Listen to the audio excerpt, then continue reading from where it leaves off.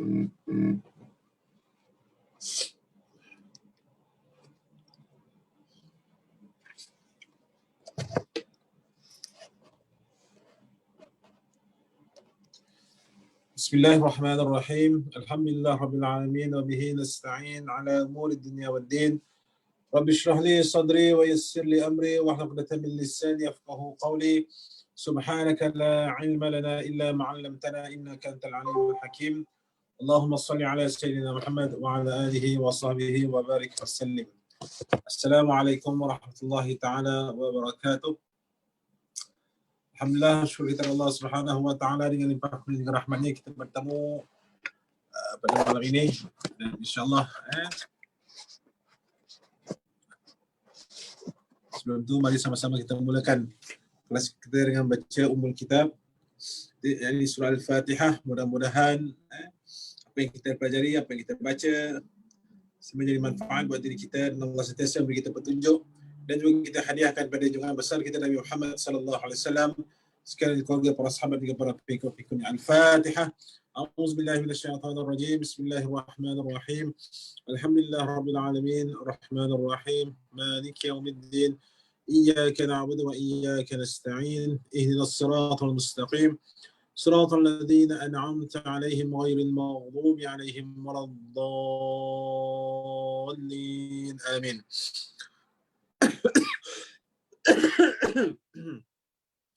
InsyaAllah hari ini kita sambung lagi berkenaan, kita berhenti kemarin dekat berkenaan kaitan wanita, yang mana daripada muka surat 186. Kalau kita baca pada hadis Rasulullah sallallahu alaihi wasallam, ad-dalu 'alal khairi kafa'ilihi, orang yang menunjukkan kepada kebaikan sama pahalanya seperti pembuat kebaikan juga.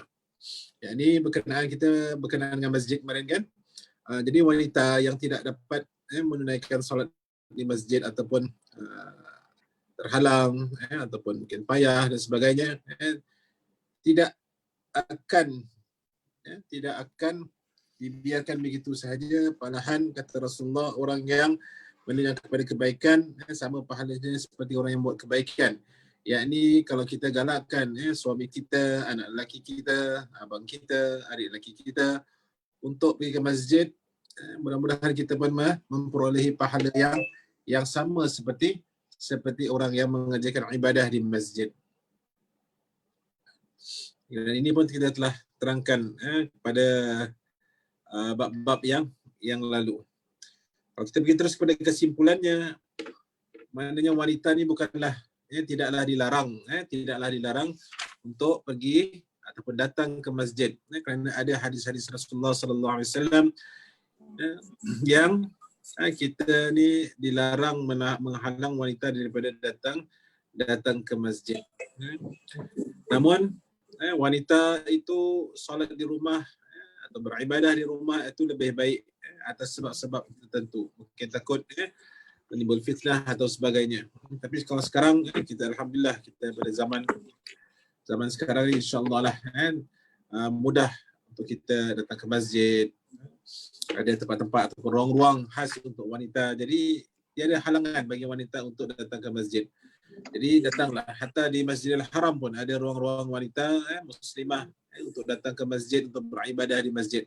Maka mereka pun tidak terhalang untuk mendapat pahala-pahala yang berganda-ganda besarnya apabila beribadah di Masjidil Haram ataupun di Masjid Nabawi. Maknanya ada ruang, ada tempat yang telah disediakan, maka jangan lepaskan peluang ni. Jangan pula dah sampai ke Makkah Madinah tak nak datang ke masjid. Saya tak wajib, tapi rugilah, rugi kita tidak hadir bersama. Jadi begitu juga di negara kita, masjid-masjid di negara kita ada ruang-ruang untuk muslimah, ada kelas-kelas untuk muslimah, maka hadirlah. Mudah-mudahan kita meraih pahala yang besar di sisi Allah Subhanahu wa taala dengan datang ke masjid. Insya-Allah. Mungkin buat masa sekarang ni kita terhalang, tapi kalau sekiranya tidak ada lagi halangan, maka jangan kita lepaskan peluang ini untuk kita datang ke masjid. Okey, itu secara ringkasnya berkenaan dengan kesimpulan berkenaan wanita ke masjid. Okey, kita terus pada bab yang seterusnya. berkenaan dengan zakat dan juga sedekah. Kita telah pun ketahui bahawanya sebelum ini perkara yang diwajibkan oleh Allah Subhanahu Wa Taala itu kelebihannya tiada boleh ditandingi dengan mana-mana amalan sunnah. Maknanya wajib mesti kita dahulukan, yang fardu mesti kita dahulukan. Kalau tidak, kita berhutang dengan Allah Subhanahu Wa Taala. Jadi jangan kita hanya mendahulukan yang sunnah tapi yang wajib kita tinggalkan. Itu yang kita tidak mahu berlaku pada diri kita, ahli keluarga kita. Kadang-kadang orang ni bila bab yang sunnah ni bersungguh-sungguh dia melakukan, tapi bila sampai bab yang fardu yang wajib dilaksanakan, dia lengahkan ataupun abaikan, tidak ditekankan perkara-perkara yang fardu untuk dilaksanakan. Jadi apa yang akan kita lihat sebentar nanti adalah kelebihan pahala yang besar bagi orang yang mengeluarkan sedekah ataupun derma ikhlas yang sunnah. Dari itu gambarkan bagaimana pula agaknya pahala orang yang mengeluarkan zakat wajib. Kalau sedekah sunnah yang biasa saja sudah amat besar ganjarannya. Maknanya dalam bab zakat, bab sedekah ni pastikan kita dahulukan perkara yang wajib, ini zakat. Zakat tu wajib dikeluarkan. Bila dah sampai haul dan nisabnya wajib kita keluarkan. Kita tidak boleh menolaknya, tidak boleh kita tinggalkan kewajipan berzakat. Bila sampai masanya kita perlu keluarkan. Cuma di sini ditekankan kalaulah perkara yang sunnah, sedekah yang sunnah, nanti kita akan baca berkenaan perkara-perkara yang sunnah, sedekah yang sunnah.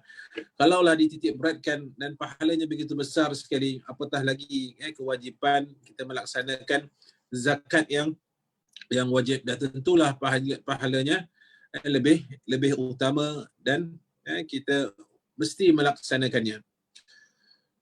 Jadi dekat sini penulis nak mengajak kita membaca beberapa hadis Rasulullah sallallahu alaihi wasallam dengan pahala-pahala bila mana kita bersedekah. Sedekah sebiji kurma digandakan pahalanya sebesar gunung Uhud. Ini seperti mana sabda Rasulullah sallallahu alaihi wasallam yang bermaksud sesungguhnya Allah Subhanahu wa taala menggandakan di kalangan kamu pahala derma sebiji kurma atau sesuap makanan, sebagaimana digandakan di kalangan kamu ternakan anak kuda atau anak unta, sehingga derma itu menjadi sebesar gunung Uhud. Hadis ini kita boleh dalam kitab Sahih Al-Jami'. Maknanya pahala orang yang sedekah, walaupun dengan sebiji kurma sahaja, pahalanya digandakan sampai semisal dengan sebesarnya gunung Uhud. Besar gunung Uhud, bagi siapa yang pernah pergi, tahulah gunung Uhud tu besar. Kalau kita kat sini tak ada gunung, kita kebanyakannya bukit Batuk, Bukit Timah. Kita rasa besar tak? Bukit Timah tu kalau kita jalan, kita rasa penat. Maknanya besarlah. Itu pun dah kira besar, apatah lagi kalau gunung Uhud. Jadi pahala kita bila mana kita sedekahkan, walaupun dengan yalah, kalau mungkin sekarang kalau di tempat kita mungkinlah tak berapa sesuai kita nak sedekahkan sebiji kurma, melainkan dalam bulan Ramadan lah. Bulan Ramadan kita kongsikan bersama buah kurma untuk dijamu untuk orang yang berbuka puasa. Jadi tak apa, walaupun sekecil gitu, sekecil sebiji buah kurma. Maknanya kat sini Rasulullah SAW nak mengatakan apa saja sedekah kita yang kita laksanakan, walaupun sekecil mana pun, tapi dengan keikhlasan kita, insya-Allah adanya pahalanya di sisi Allah Subhanahu Wa Taala. Digandakan dengan pahala yang begitu besar. Tapi biar berpadalah, kita ada lebihan wang ataupun harta Yang banyak takkanlah sebiji kurma aja kita nak sedekahkan, kan?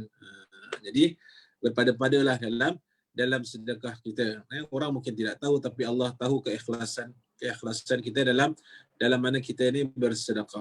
Kalau itu yang kita mampu, silakan. Yang penting jangan kita tunda-tundakan. Kalau kita hari ini kita hanya ada $10, tak apalah kita sedekahkan $2 mungkin, $5 mungkin. Mengikutlah kemampuan kita. Jangan tunggu dah kaya. Ada orang kadang-kadang dia fikir kalau aku dah kaya nanti baru aku nak laksanakan sedekah. Jangan kita sedekah tunggu kaya. InsyaAllah orang yang bersedekah akan tidak disempitkan hidupnya. Jadi kita percaya dan yakinlah akan amalan bersedekah ni. InsyaAllah orang yang bersedekah tidak akan jatuh miskin. Macam mana saya sering katakan, kadang-kadang bila saya lihat orang yang bersedekah datang ke masjid ni, tiap-tiap tahun ada saja perkara benda ataupun harta kelebihannya yang dia ada ni untuk dia sedekahkan. Orang yang sama juga, maknanya tidak pernah jatuh miskin. Jadi kita laksanakanlah sedekah. Jangan tunggu kaya tak nak sedekah. Sedekahlah. InsyaAllah kita akan jadi orang yang akan dicukupkan rezeki kita.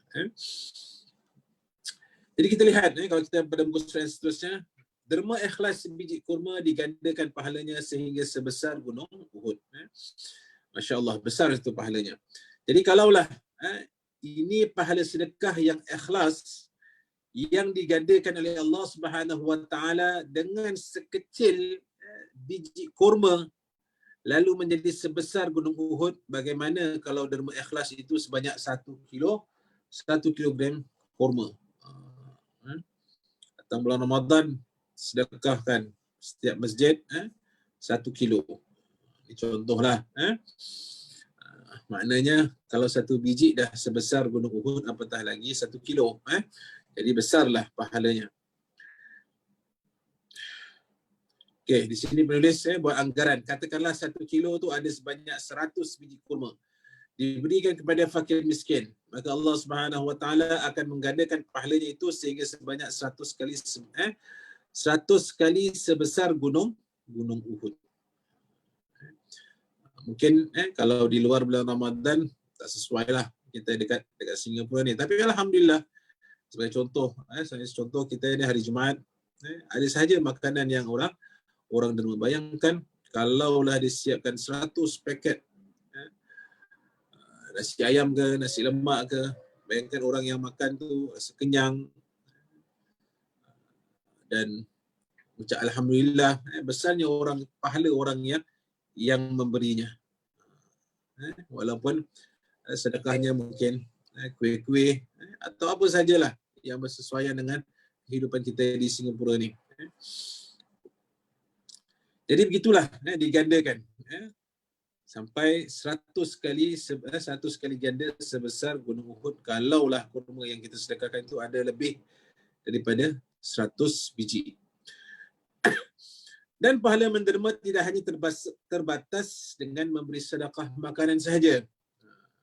Bahkan apa sahaja bantuan yang diberikan kepada mereka yang dalam kesusahan, tidak semestinya dalam bentuk makanan, apa sahajalah yang boleh menyenangkan orang tersebut.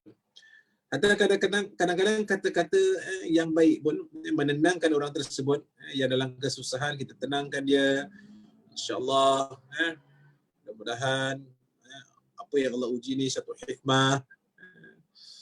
Mudah-mudahan hari ini susah, esok kita akan rasa senang. Apa sajalah kata-kata yang menyenangkan ataupun dalam bentuk bantuan tulang empat kerat kita mungkin. Orang sedang susah, tertolong dengan tenaga kita.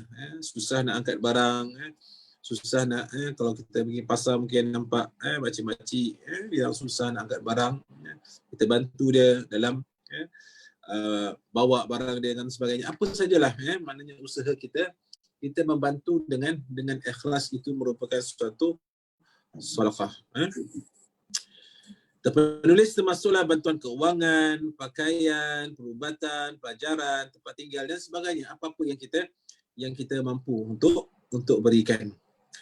Jadi apa yang disebutkan oleh Rasulullah sallallahu alaihi wasallam dengan sebiji kurma adalah untuk mendekatkan kefahaman masyarakat Arab ketika itu, dan juga untuk meningkatkan kepada kita supaya jangan memperkecilkan segala amalan kebaikan walau dengan hanya sebiji kurma sekalipun.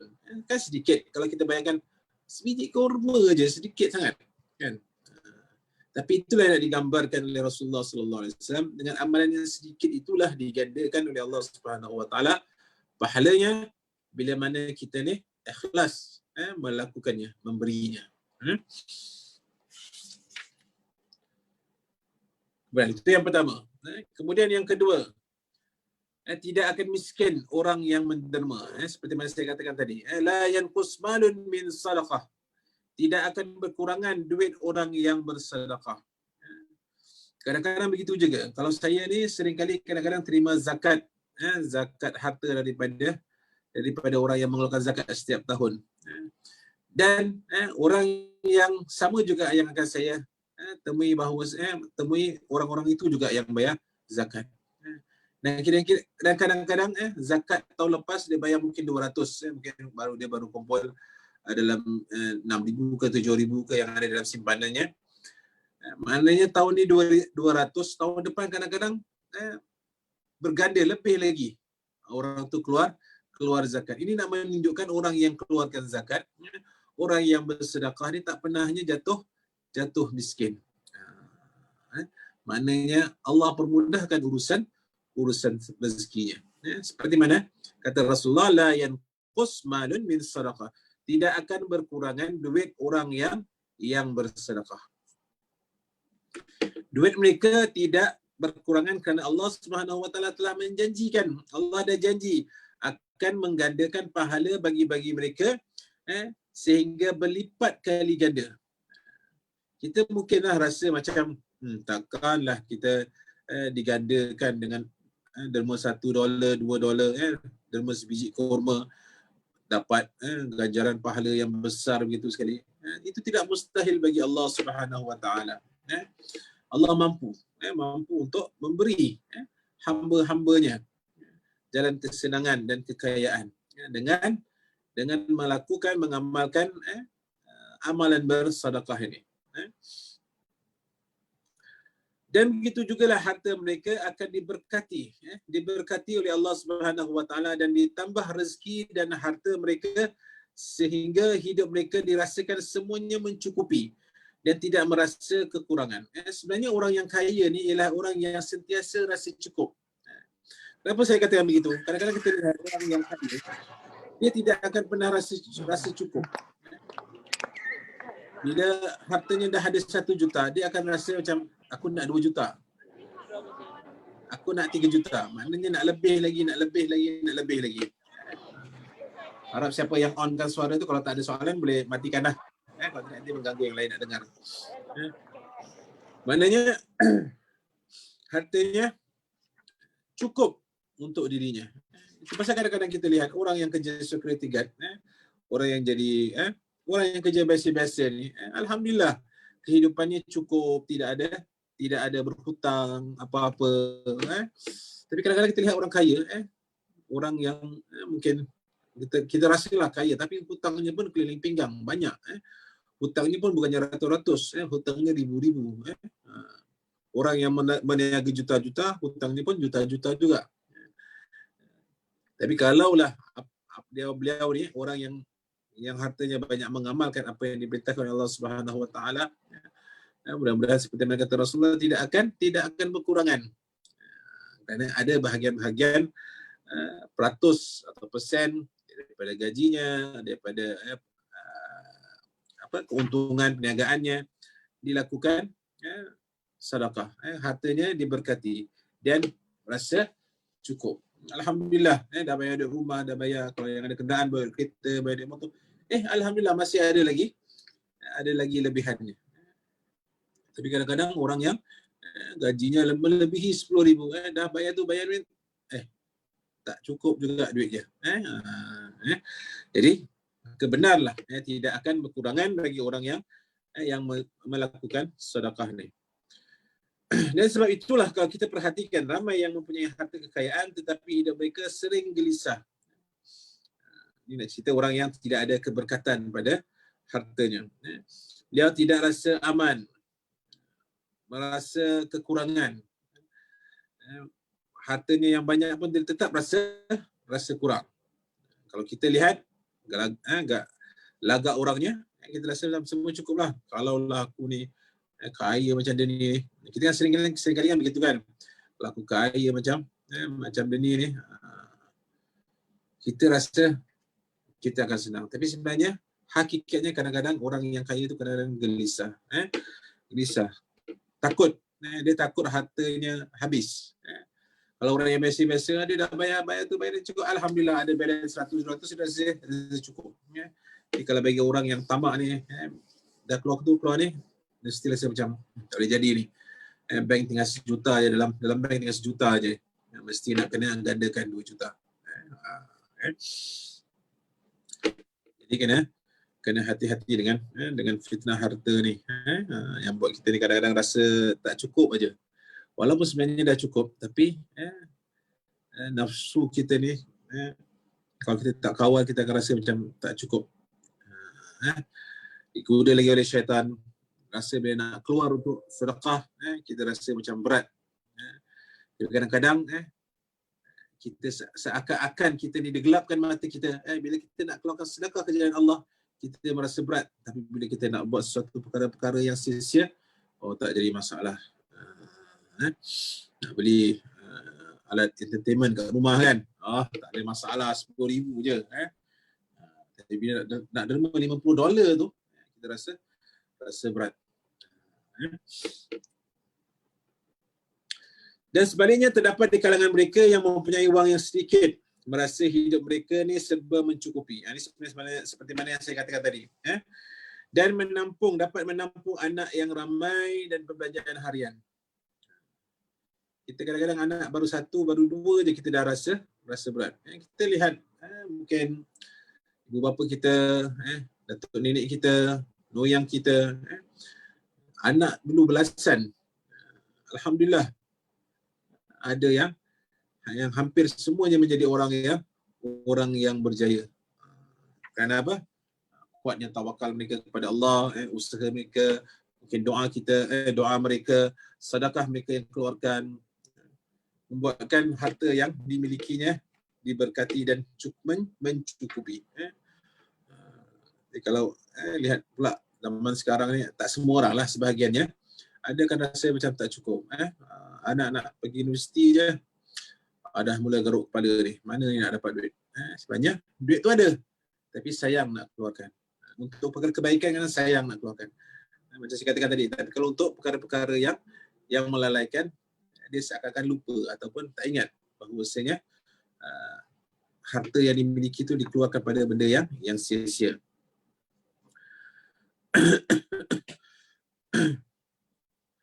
Sehingga kan jika orang lain memandang kepada mereka seolah-olah mereka ini seperti orang yang berharta. Orang yang kita lihat biasa-biasa saja. Wah, banyak orang ni. Banyak duit dia. Nampak macam banyak. Tapi sebenarnya berkat pada harta yang dimilikinya. Walaupun kadang dia bukannya orang yang berpangkat pun. Kerja biasa-biasa je. Dan ini semua adalah kerana wang dan harta mereka diberkati oleh Allah Subhanahu Wa Taala. Jadi penting untuk mendapatkan berkat harta kita ni, kena selalu fikirkan ke mana arahnya harta kita nak keluarkan untuk mendapat keberkatan Allah Subhanahu Wa Taala. Jadi kita kena fikirkanlah, dan ingat juga untuk generasi-generasi kita, mungkin anak-anak kita, pastikan ada amalan bersedekah ni diterapkan pada diri anak-anak kita sejak daripada muda lagi. Mungkin ada yang baru dah mula bekerja, galakkan mereka untuk mendapat keberkatan pada gaji kamu, keluarkanlah sedekah sedikit. Ya, insya-Allah ada keberkatannya, ada kecukupannya yang akan Allah tetapkan bagi orang yang mengeluarkan sedekah. Dari itulah orang yang suka menderma hartanya seperti orang yang hidup berpuluh tahun bertukus lumus untuk mengumpulkan harta kekayaan. Dia akan rasa senang saja. Bahkan ganjaran orang yang menderma akan diberikan pahala hidup beribu tahun jika dermanya itu dikira sebagai amal jariah oleh Allah Subhanahu Wa Taala, iaitu yang berterusan pahalanya walaupun orang itu telah meninggal dunia. Maknanya bonus yang dia dapat bila mana dia mengeluarkan harta kekayaannya ke jalan Allah Subhanahu Wa Taala. Bonus yang dia dapat bukannya bila mana dia hidup di dunia sahaja, walaupun dia telah meninggal dunia, harta tersebut menjadi amal jariah dan akan berkekalan walaupun dia tidak ada lagi. Sebagai contoh lah, contoh kita lihat kat belakang saya ni kan, ada infak Dewan Salat. Ini bukan nak promote, walaupun memang kena promote pun. Maknanya hari ini kita infak 100, katakanlah 100 tu dibuat untuk untuk mungkin sejarah masjid ke ruang solat. Selagi mana ada orang solat, orang dapat manfaat daripada apa yang kita telah dermakan, walaupun sedikit. Kita dah tak ada, hari ini kita derma infak 100, besok kita meninggal dunia. Bila mana selagi mana ada orang solat dalam dewan solat tersebut, selagi itulah pahalanya kita berjalan, pahala kita ni berjalan, dan akan menjadi berganda-ganda, berlipat kali ganda walaupun kita dah tak ada lagi, kerana itulah menjadi amal jariah kita. Jadi rebutlah peluang. Kalau nak gaji kita lah, letaklah gaji kita ni sebulan, sebulan ada dapat 1,500, buat balik 1,500 paling sikit lah, mungkin ada 1,000, kita infakkan $100 sahaja, bukannya banyak, $100 sahaja. Kita kalau kita makan kan, kita makan tempat yang mewah, misalnya katalah apa tempat mewah kita makan, katakanlah kita makan Swensen anak beranak kan, paling tidak kalau saya paling tidaklah mesti capai $90-100 kan makan. Kalaulah makan kita boleh keluarkan untuk hari tu aja, kita makan kenyang, besok lusa dah kita buang balik kan. Tapi tak nakkah kita ni keluarkan sedekah tapi pahala dan ganjarannya berkekalan sampai dekat akhirat kelak. Maknanya kena ada keseimbangan lah. Kalau kita nak dapatkan kenikmatan kat dunia, jangan lupa untuk dapatkan kenikmatan di akhirat kelak.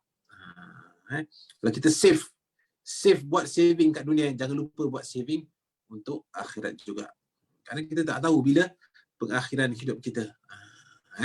Maka berlumba-lumbalah dalam kita nak mencari kebaikan dekat akhirat. Kerana kita tak tahu. Kita mungkin asyik fikir je. Umur aku 80 tahun nanti aku nak duduk dekat mana, nak naik apa, nak macam mana aku ni.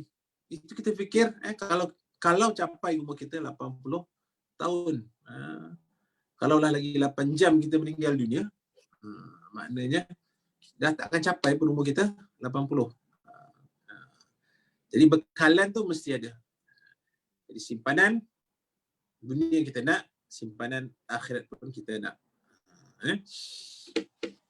Okay, di sini penulis timbulkan satu persoalan. Mungkin kita akan bertanya, bagaimana pula duit kita tidak akan berkurangan sedangkan kita sudah mengeluarkan duit untuk menderma? Mungkin ini segelintir bagi orang-orang yang berfikiran rasa rugilah. Aku ada $100, kalau aku bagi $10, mana tinggal 90. Apa yang kelebihan yang aku dapat? Jadi penulis mengatakan, apa yang dimaksudkan daripada hadis tadi ialah insya-Allah rezeki orang yang suka menderma itu sentiasa ada dan berkatnya akan berterusan dan tidak akan jatuh miskin selama hidupnya. Begitu juga akan mendapat pertolongan secara tidak disangka-sangka jika ada mengalami kesulitan keuangan. InsyaAllah dengan izin Allah, Allah akan bantu. Tapi kadang-kadang kalau kita sayang sangat, bila nak derma ni sayang sangat, kadang-kadang Allah tarik tanpa kita sedar. Orang yang bawa kereta, bawa motor, bawa kereta dah sedar-sedar orang kata, pom, meletup. Baru balik gaji ni, bawa balik gaji, dalam kocik ada gaji ni. Kereta kita meletup tayar. Dalam kocik tu duit siapa? Dah jadi duit bengkel lah. Kan? Nak tak nak kita kena keluarkan juga. Kalau tidak, takkan kita nak bawa dengan kereta tayar pancit atau motor tayar pancit kan? Maknanya kita kena keluarkan juga. Tapi kadang-kadang bila kita adalah mungkin amalan kita bersedekah dan sebagainya, pam meletup, tayar kita, mungkin kita dapat idea. Macam gini rupanya betulkannya. Tak payah nak keluar duit banyak-banyak. Ataupun ada orang yang menolongnya, yang kita tidak sangka kadang-kadang. Ada saja orang yang mungkin bantu kita tanpa kita perlu keluarkan duit yang banyak. Mungkin daripada berkat kita melakukan sedekah. Ini tidak itu yang dikatakan rezeki ataupun pertolongan yang tidak disangka-sangka. Okey. Itulah yang dimaksudkan dengan kita melakukan sedekah. Nampak pada zahirnya kurang, tetapi bila mana ada keberkatan, Allah akan bantu, insya-Allah. Jadi itu yang kedua, maknanya tidak akan jatuh miskin. Yang pertama, sedekah sebiji kurma, ingat kita sedekah sedikit, Allah akan gandakan pahala bagi orang yang bersedekah. Jadi tanamkan diri kita, aku mesti bersedekah. Ada orang mampu nak keluarkan setiap hari, nak masuk tabung masjid ke, tabung rumah kebajikan ke, atau apa saja, hari-hari. Ada orang tak mampu, ada orang tak mampu dalam hari. Jadi kita letakkanlah sedikit, berapa peratus daripada gaji kita untuk kita lakukan amal bersedekah. Memang daripada zahir ni kalau kita nampak sedekah tu maknanya keluarkan duit lah kan, ke jalan Allah Subhanahu Wa Taala. Letakkan berapa peratus untuk kita lakukan sedekah. Tak kira lah apa sedekah yang kita lakukan, InsyaAllah kita tidak akan harta kita akan digandakan oleh Allah Subhanahu Wa Taala. Kemudian yang kedua, yakinlah bahawasanya kita tidak pernah akan jatuh miskin. Walaupun pada zahirnya nampak harta kita, wang dolar kita berkurangan dalam bank, tetapi keberkatannya kita tidak pernah merasa tidak cukup. Alhamdulillah, semuanya cukup. Walaupun pembelajaran harian kita ni banyak, tapi alhamdulillah cukup berkat sedekah kita. Walaupun kita ada anak yang mungkin belajar di luar negara, ataupun adalah adik keluarga kita yang memerlukan rawatan, sakit dan sebagainya, insya-Allah janji Allah, dengan kita bersedekah, Allah tidak akan jatuh kita miskin, Allah akan memberi kita kecukupan.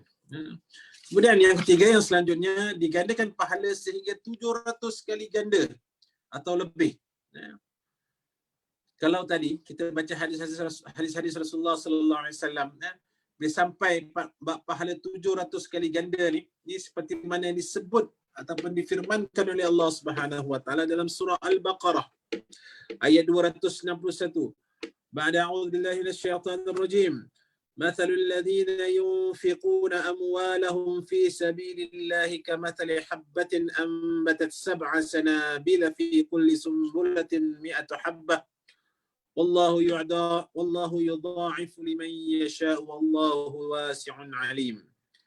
Apa maksudnya? Ini firman Allah. Perumpamaan orang-orang yang mengeluarkan hartanya ke jalan Allah. Apa saja harta yang dikeluarkan ke jalan Allah, mendapat redha Allah Subhanahu Wa Taala. Keluarkan hartanya untuk membantu masjid, untuk membantu rumah-rumah anak yatim. Hatta kita keluarkan harta kita ni untuk anak pergi sekolah sekalipun, kerana mudah-mudahan daripada harta kita kasih duit pembelajaran anak pergi sekolah, beliau belajar dan beliau dapat ilmu dan ilmu dimanfaatkan.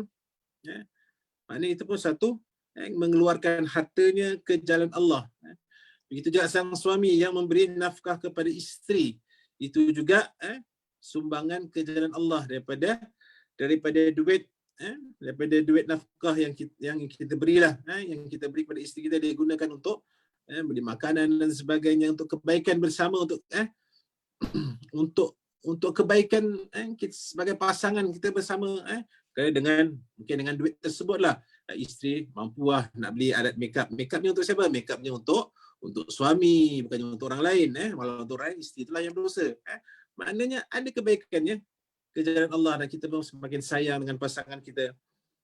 Itu sebenarnya hartanya yang dikeluarkan ke jalan Allah Subhanahu Wa Taala. Adalah serupa dengan sebutir benih. Orang yang mengeluarkan hartanya untuk kebaikan sama seperti sebutir benih yang menumbuhkan 7 tangkai. 7 tangkai.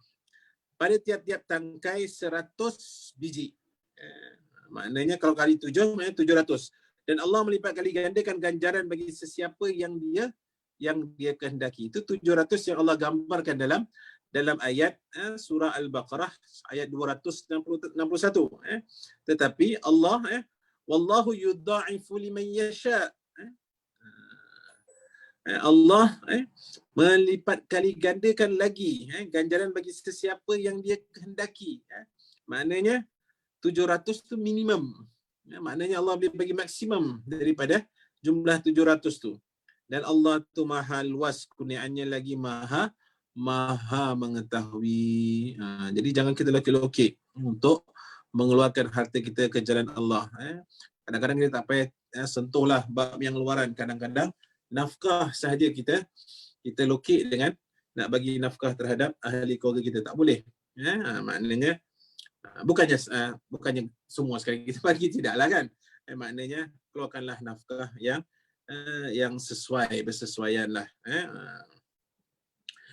Untuk kebaikan kita sekeluarga. Kita bagi anak kita duit belanja untuk kesihatan dia juga.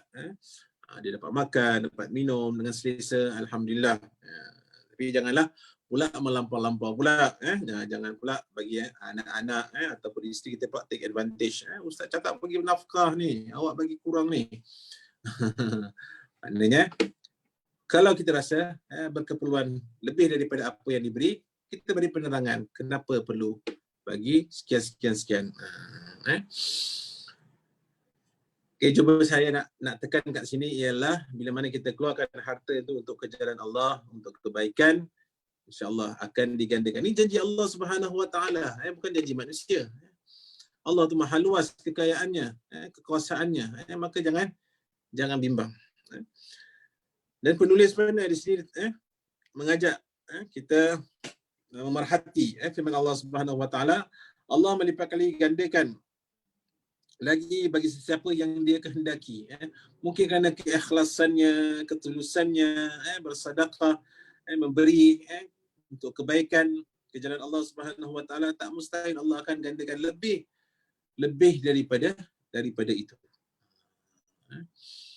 Mungkinlah kita cek-ceklah orang-orang di sekeliling kita, ahli keluarga kita, mungkin saudara mara kita, mungkin cari orang-orang yang baik, yang kita tahulah orang ni suka memberi, misalnya kata bab suka memberi je lah, kita suka memberi je. Kita tengok orang tu kan dia aja yang memberi. Kita check kenapa dia suka memberi, dan orang yang memberi itulah juga yang memberi. Kerana Allah luaskan rezeki orang tersebut. Walaupun nampak macam biasa-biasa saja. Tapi bila ada kenduri kendara ahli keluarga, dialah yang sponsor. Dia sponsor makanan. Ada sahaja makanan ataupun kuih-muih yang dia nak sponsor untuk majlis keramaian keluarga. Dan orang tersebut memang Allah dah jagalah rezekinya. Kerana sifat memberi, sifat memberi itu. Itu juga pengalaman saya di masjid tu, kalau orang yang kadang-kadang sedekah makanan kat masjid tu, kadang orang tu juga maknanya kaya sungguh orang ni. Maknanya Allah cukupkan rezekinya. Walaupun kadang-kadang datang masjid hanya dengan berbasikal saja, tapi masya-Allah bila pat nak mengeluarkan sedekah ni, dialah orang yang pertama yang sungguh-sungguh untuk memberi sedekah. Maknanya Allah pelihara rezekinya. Dan sebenarnya kelebihan digandakan pahala sehingga 700 kali ganda atau lebih ada disebut juga di dalam hadis Nabi sallallahu alaihi wasallam, bukan hanya dalam Al-Quran, bukan hanya dalam firman Allah Subhanahu wa taala, tapi ada juga Rasulullah sallallahu alaihi wasallam katakan, sebagaimana sabda Rasulullah sallallahu alaihi wasallam kepada seorang sahabat yang telah menyedekahkan atau bersedekahkan 1 ekor unta untuk tentera Islam. Di mana tentera Islam memerlukan tunggangan, maka disedekahkan 1 ekor unta untuk tentera Islam. Maka kata Rasulullah, laka biha yaumul qiyamah 700 naqah kulluha mahtumah. Bagi kamu di hari akhirat nanti 700 unta, semuanya mahmumah, mahtumah. Maknanya kat sini tulis dicucuk hidungnya, maknanya yang terpelihara lah untuk orang tersebut. Maknanya Rasulullah sallallahu alaihi wasallam dah bagi tahu dah ganjaran bagi sahabat yang tadi yang menyedekahkan 1 ekor unta untuk tentera Islam. Rasulullah kalau dah cakap takkan Rasulullah bohong kan? Maknanya confirm lah memang dah ada 700 ekor yang menunggunya kelak di akhirat. Kemudian firman Allah Subhanahu wa taala, Allah menggandakan lagi bagi siapa yang dikehendakinya, menunjukkan bilangan 700 kali ganda sebenarnya adalah bilangan minimum atau yang paling sedikit yang bakal Allah gandakan kepada hamba-Nya yang bersedekah, yang menderma, yang mengeluarkan hartanya ke jalan Allah Subhanahu wa taala. Jadi bayangkanlah kalau 700 pahala yang digandakan itu dikira paling sedikit dengan hanya sebiji kurma atau sama nilainya dengan sebiji kurma, maka berapa lagikah pahala yang Allah Subhanahu wa taala akan gandakan jika ini dikira paling sedikit, paling minimum. Sedekah 100 dapat 700, itu minimum. Tapi tak nampak daripada sekarang ni, tak dapat lah daripada bentuk zahirnya. Tapi disimpan di akhirat kelak. Dan diberkati, disimpan pahalanya, diberi pahalanya, tapi dalam masa yang sama diberkati harta yang ada dekat dunia ni. Maknanya tak akan pernah kurang, akan sentiasa cukup untuk dirinya. Dan bagaimana pula kalau dermanya itu sehingga 1000 biji kurma atau yang sama nilai dengannya? Bagaimana pula jika nilainya seperti seekor unta yang gemuk, yang dahulunya seperti sebuah kereta yang mewah pada nilai zaman sekarang. Maknanya bila lah ada contoh-contoh ataupun hadis-hadis yang mencontohi pahalanya, kebesarnya seperti seekor unta yang gemuk tu, mana kalau nilai daripada sekarang ni ialah sebuah kenderaan yang mewah, yang paling mewah. Bukannya setakat BMW ke, bukannya setakat Mercedes ke, ini lebih daripada itu. Ferrari ke, Lamborghini ke, betul tak saya sebut ni, saya hentamnya. Maknanya itulah pahala yang besar yang nak digambarkan pada orang yang bersedekah. Jadi betapa besar rahmat Allah Subhanahu wa taala, luasnya kekayaan Allah Subhanahu wa taala untuk diberikan kepada hamba-Nya, dan betapa besar darjat yang Allah akan letakkan kita di akhirat kelak dengan amalan kita. Mungkin yang kita rasa sedikit sahaja, tapi sekiranya ikhlas akan diangkat darjat kita di sisi Allah Subhanahu wa taala. Tetapi sayangnya kita ni selalu lalai kerana mengejar kenikmatan dunia. Penat aku bawa Grab satu hari bawa Grab satu hari ni dapat 100, nak ketepikan $5, $10 untuk sedekah. $5 dah dapat 2 liter dah minyak dah. Kan kita kan rasa begitu pula. Sayanglah. Nanti tunggu dah kaya nanti. Tunggulah nanti kalau dapat satu hari bawa Grab dapat 1000, baru nak mula bersedekah. Memang tak dapatlah pahala sedekah tu. Bukannya tak dapat 1000, tak dapatlah pahala sedekah tu. Jadi kita sering lalai dengan kenikmatan dunia yang sementara ni. Takut sangat kita nak keluarkan duit kita untuk ke jalan Allah Subhanahu wa taala. Takut-takut duit itu pun kita tidak merasa, akhirnya ditinggalkan untuk pewaris. Kalau pewarisnya dapat melakukan kebaikan dengan harta yang ditinggalkan, alhamdulillah. Tapi kalau sebaliknya, maka bertambah-tambah rugilah kita ni. Jadi jangan kita tangguh-tangguh untuk beramal. Dan sedih lagi daripada itu, kita ni pula kurang bersyukur dengan nikmat yang Allah berikan. Jarang sekali kita bersyukur. Alhamdulillah hari ini dapat bawa Grab, dapat $100. Alhamdulillah hari ini bawa balik gaji $2,000. Kadang-kadang ramai yang tidak bersyukur. Bawa balik $2,000 je. Kawan sebelah kita bawa balik 2,500. Yang bawa balik 2,500 tetap bersyukur. Kalau dapat 3,000 lagi bagus. Kan?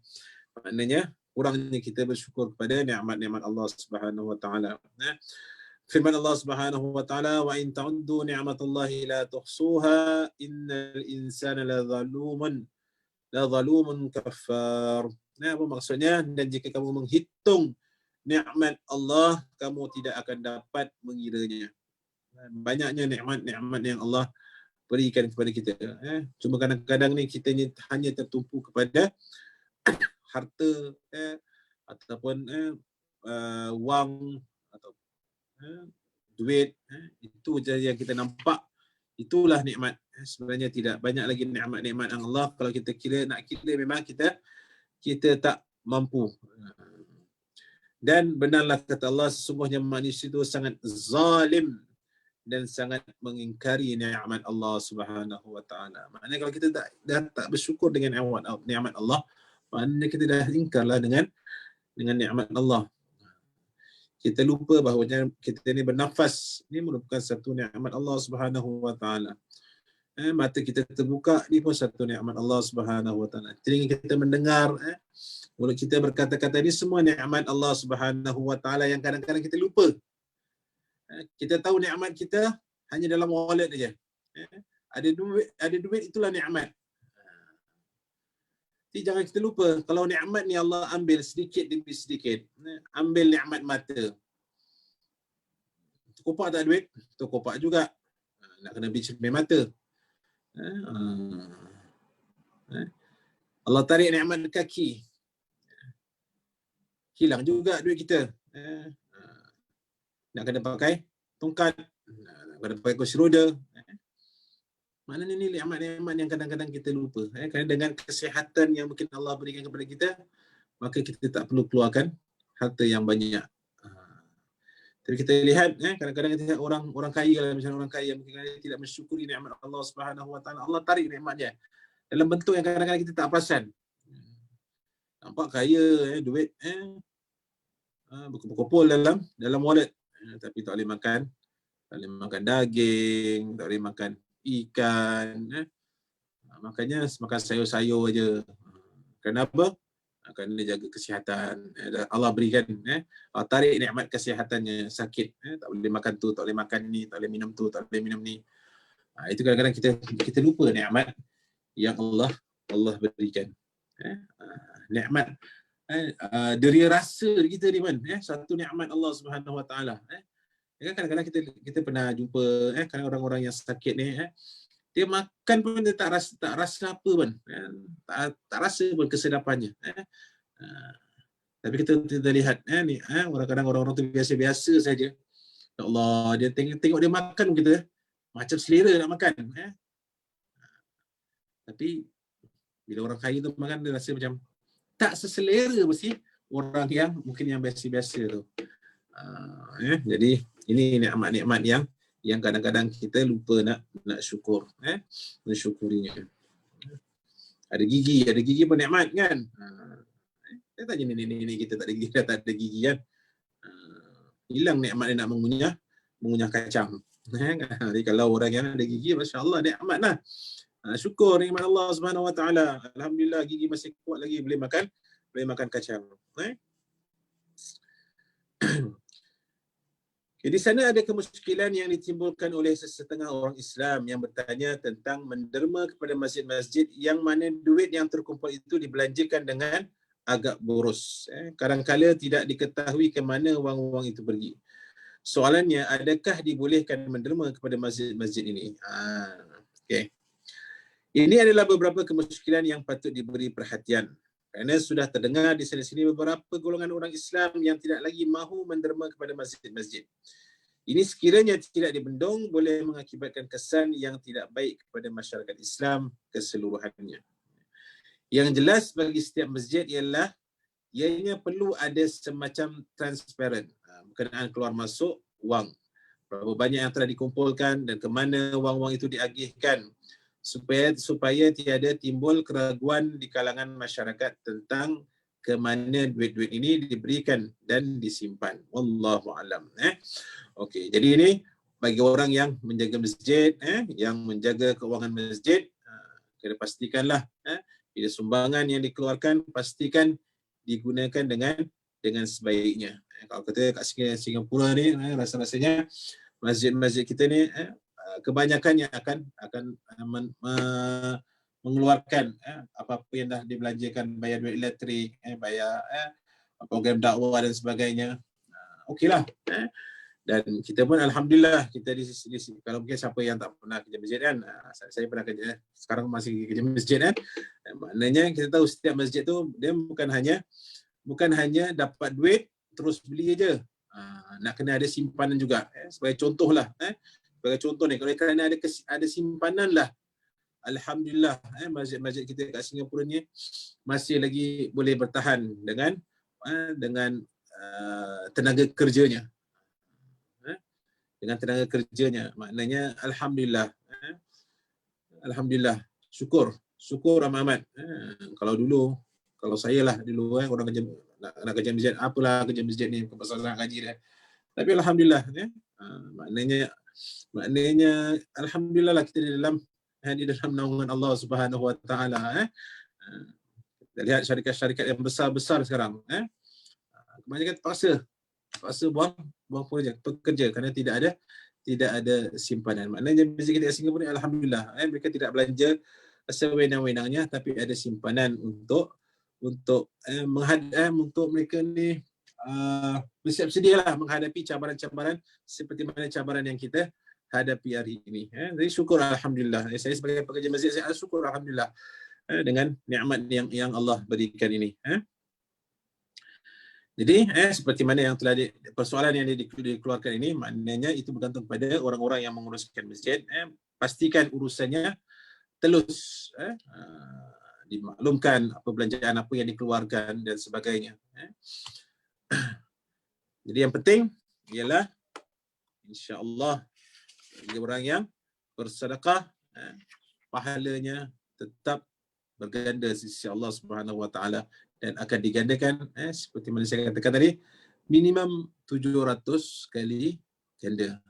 Maksimum terserah pada Allah dan kepada hamba-Nya seberapa ikhlas yang apa yang dilakukan ni nak mencari redha Allah Subhanahu Wa Taala. Jadi lumba-lumbalah kita. Kemudian yang keempat. Nombor 9 sedap pula kita bercerita ni. Mendapat naungan daripada panas hari mahsyar bagi orang yang mengeluarkan sedekah. Okey, sikit lagi.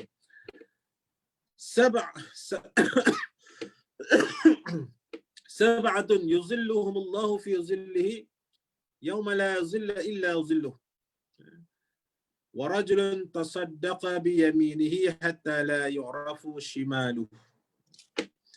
Okey. Ini hadis panjang, dia dipendekkan antara 7 golongan yang akan dapat naungan Allah Subhanahu Wa Taala di hari yang mana tiada naungan melainkan naungan Allah. Antaranya ialah yang menderma dengan tangan kanan sehingga kan tangan kirinya tidak tahu, sehingga tidak diketahui tangan kirinya.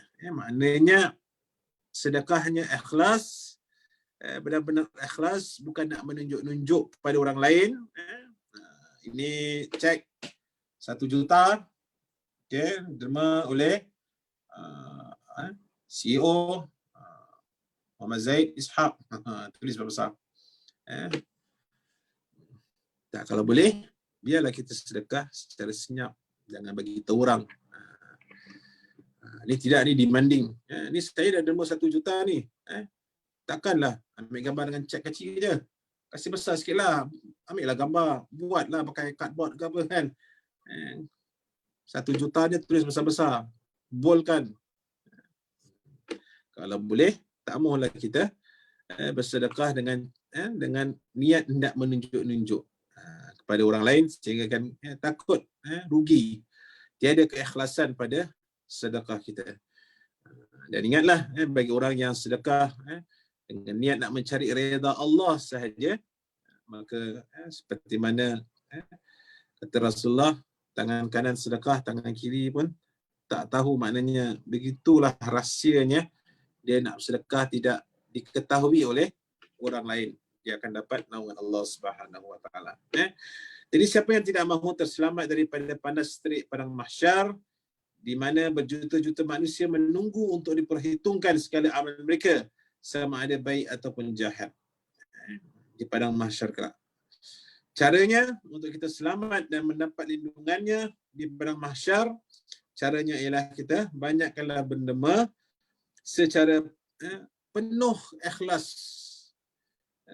semata-mata nak mencari redha Allah Subhanahu Wa Taala, bukan nak mencari pujian ataupun menunjuk-nunjuk kepada orang lain. Niat dia memang semata-mata nak cari redha Allah sahaja. Derma aku ni kerana Allah Subhanahu Wa Taala, bukan kerana yang lain. Yang mana di sana ada pendapat ulama yang bolehkan kita menderma dengan menunjuk kepada masyarakat supaya memberi tauladan kepada orang lain agar menderma sama. Ada juga pendapat mengatakan boleh kita nak menunjuk untuk menggalakkan orang lain menderma, tapi dengan cara yang bukanlah sehingga kita ni menjadi orang yang riak. Kalau kita takut jadi orang yang riak, better kita jangan menunjuk. Kalau nak tunjuk contoh, mungkin dengan anak-anak lah, dengan ahli keluarga lah. Ya, bapak gaji 2,000, ambil $50 sedekah. Awak yang pergi sekolah, bapak bagi $5 satu hari ataupun $10 satu hari, keluarkan 1% daripada ataupun 10% daripada duit belanja yang bapak bagi ni untuk buat sedekah. $10 baru $1, $5 baru 50 sen. Masukkan tabung. Dan saya amat menggalakkan, kalau boleh kita kat rumah kita siapkan satu tabung untuk kita sedekahkan. Tak kira lah ke mana-mana. Tempat yang baik, ke masjid, ke madrasah, atau siapa pergi ke badan-badan persatuan yang ada siapkan tabung pun bagus juga. Kita dah kumpul-kumpul, kita hantar balik ke tempat tersebut.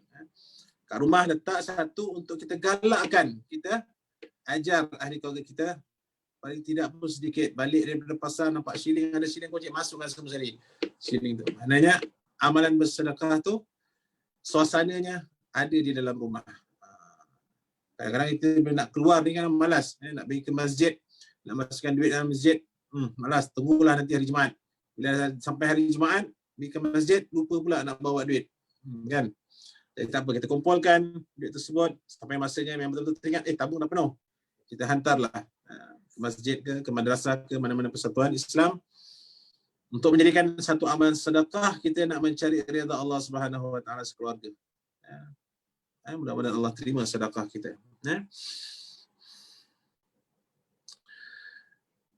Dan ini dibolehkan jika bantuan kewangan itu amat diperlukan dan orang yang menderma pula agak lokek atau was-was untuk menderma dan atau sebagainya. Ini bagi orang yang nak menunjuk, menggalakkan orang lain untuk menderma sama. Tapi yang penting ialah tiada sama sekali dalam hati kita, seperti mana saya katakan, begitu juga kata penulis, dalam hati ini tidak ada sifat, tiada ada ruang untuk berasa riak atau bangga diri sewaktu kita melakukan sedekah atau sewaktu kita menderma. Dan derma yang terbaik ialah tidak ketahui oleh orang lain. Wallahu a'lam. Mana yang sebaiknya, tak payah kita nak war-warkan, nak ceritakan aku ni dah bersedekah. Tak payah nak kanan-kanan kawan kita, kau dah masukkan tabung belum? Aku dah masukkan $10 tadi. Kan? Tak payah. Sedekahlah seberapa mampu yang kita ada, dan betulkan niat kita ni nak mencari redha Allah Subhanahu wa taala. Ya, jangan kita nak mencari pujian ataupun redha orang-orang sekeliling kita. Takut kita rugilah. Duit dah kita keluarkan, sedekah kita dah keluarkan, tapi oleh kerana sifat riak, sifat tunjuk menunjuk, maknanya ia akan menjadi sia-sia sedekah kita. Wallahu a'lam bissawab. InsyaAllah mudah-mudahan apa yang saya kongsikan menjadi manfaat buat diri kita bersama. Mudah-mudahan kita dapat mengamalkan amalan yang bersedekah ni. Yang kalau saya rewind sikit ya. Yang pertama, ingatlah kata Rasulullah sallallahu alaihi wasallam, satu biji kurma akan digandakan seperti besarnya gunung Uhud. Jadi usahakan untuk kita ni, mudah-mudahan adalah simpanan kita ni untuk kita sedekahkan. Mudah-mudahan kita mendapat keberkatan pahala sebesar gunung Uhud. Kemudian yang kedua, janji Allah Subhanahu wa taala, dan begitu juga janji Rasulullah sallallahu alaihi wasallam, tidak pernah akan berkurangan bagi orang-orang yang mengeluarkan sedekah semata-mata nak mencari redha Allah Subhanahu wa taala. Lebihan daripada itu, pahalanya juga bukan setakat sebesar gunung Uhud saja. Hatta kalau $1 kita sedekah, akan digandakan pahalanya sehingga 700 kali pahala minimum. Dan lebih daripada itu mengikut kehendak Allah Subhanahu wa taala. Dan yang terakhir, kita akan mendapat naungan Allah Subhanahu wa taala bila mana kita ni derma dan ikhlas, bukan niat kita nak riak kepada orang, tapi semata-mata nak mencari redha Allah Subhanahu wa taala. Kita akan dapat naungan Allah Subhanahu wa taala di padang mahsyar kelak. Wallahu a'lam bissawab. Mudah-mudahan kita dapat mengamalkannya insya-Allah. Okey, jadi tuan-tuan, kawan-kawan semua, ada apa-apa nak tanya? Silakan. InsyaAllah kalau tak ada, insyaAllah pada minggu hadapan kita sambung lagi berkaitan dengan pahala puasa dan malam Lailatul Qadar. Mungkin ada sentuh sedikit dalam bab Ramadan lah. Tapi tak apa, kita baca dahulu, mungkin ada apa-apa yang mungkin kita tak tahu, kita lupa ke pada bab-bab berkaitan puasa dan juga malam Lailatul Qadar. Cuma pada hari ini kita tekankan, memang kita tekankan bab sedekah yang sunnah. Kalau yang sunnah tu pahalanya dah berganda-ganda, apatah lagi kalau kita keluarkan sedekah yang wajib seperti zakat dan juga nafkah terhadap ahli keluarga kita. Maka jangan kita lalai, jangan kita leka. Pahalanya amat besar. Yang wajib kalau kita tidak laksanakan, seperti mana saya katakan, kalau yang wajib, yang fardu kita tidak laksanakan, ibarat kita ni berhutang dengan Allah Subhanahu wa taala. Tapi yang sunnah kalau kita lakukan, yang wajib kita lakukan, yang fardu kita lakukan, yang sunnah pun kita lakukan, ibarat kita dapat bonus lebih daripada apa yang telah difardukan oleh Allah Subhanahu wa taala. Wallahu a'lam bissawab. Sekiranya tidak ada apa-apa soalan, kita tutuplah majlis kita. Kita tangguhkan pembelajaran kita pada hari ini dengan kita menutupinya dengan membaca tasbih kafarah dan surah Al-Asr. Subhanakallahumma wa bihamdika asyhadu an la ilaha illa anta astaghfiruka wa atubu ilaik. Subhanakallahumma wa bihamdika asyhadu an la ilaha illa anta astaghfiruka wa atubu ilaik. Subhanakallahumma wa bihamdika asyhadu an la ilaha illa anta astaghfiruka wa atubu ilaik.